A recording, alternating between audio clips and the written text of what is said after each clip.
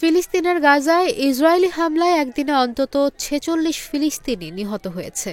এছাড়া অনাহার ও অপুষ্টিতে এক শিশুসহ আরও ৫ জনের মৃত্যু হয়েছে। এ নিয়ে ক্ষুধা ও অপুষ্টিতে মারা গেল ২২২ জন, এদের মধ্যে ১০১ জনই শিশু। ত্রাণবাহী নৌকা নিয়ে আবারও গাজার উদ্দেশ্যে যাত্রা করবেন পরিবেশকর্মী গ্রেটা থুনবার্গ। এদিকে আংশিক জিম্মি মুক্তির চুক্তি করবেন না বলে জানিয়েছেন ইসরায়েলের প্রধানমন্ত্রী বেনিয়ামিন নেতানিয়াহু। বার্তা সংস্থা রয়টার্স বলছে, গাজায় আগ্রাসনে দিন দিন আরও বেপরোয়া হয়ে উঠছে ইসরায়েল। রোববার গাজায় আল জাজিরার ৫ সাংবাদিককে হত্যার পর থেকেই বিশ্বজুড়ে ইসরায়েল বিরোধী বিক্ষোভ চলছে। গাজায় অনাহার ও অপুষ্টিতে সোমবার এক শিশুসহ আরও কয়েকজনের মৃত্যু হয়েছে। ৫ বছর বয়সী ওই শিশুর নাম মোহাম্মদ জাকারিয়া।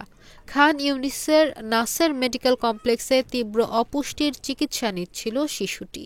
গাজার কর্মকর্তারা জানান, গত ১৫ দিনে সীমান্তে অপেক্ষারত ৯,০০০ ত্রাণবাহী ট্রাকের মধ্যে মাত্র ১,৩৩৪টি প্রবেশের অনুমতি দিয়েছে ইসরায়েল।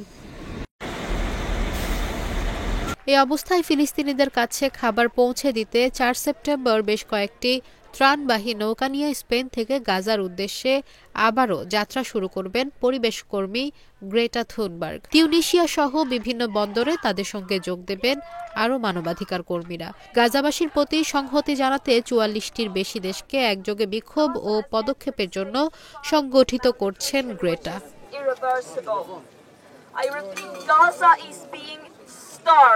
গাজায় নতুন ধাপের লড়াইয়ের সব পরিকল্পনা ইসরায়েলের মন্ত্রী পরিষদে জমা দেওয়া হয়েছে বলে জানিয়েছে ইসরায়েলি প্রতিরক্ষা বাহিনী আইডিএফ।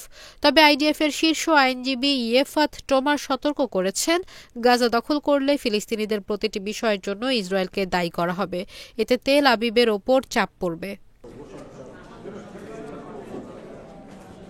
এদিকে ফিলিস্তিনি স্বাধীনতাকামী সশস্ত্র গোষ্ঠী হামাসের ওপর সামরিক চাপ বাড়ানোর বিষয়ে মার্কিন প্রেসিডেন্ট ডোনাল্ড ট্রাম্পের সমর্থনের পর আংশিক জিম্মি মুক্তির চুক্তি করবেন না বলে জানিয়েছেন ইসরায়েলের প্রধানমন্ত্রী বেনিয়ামিন নেতানিয়াহু।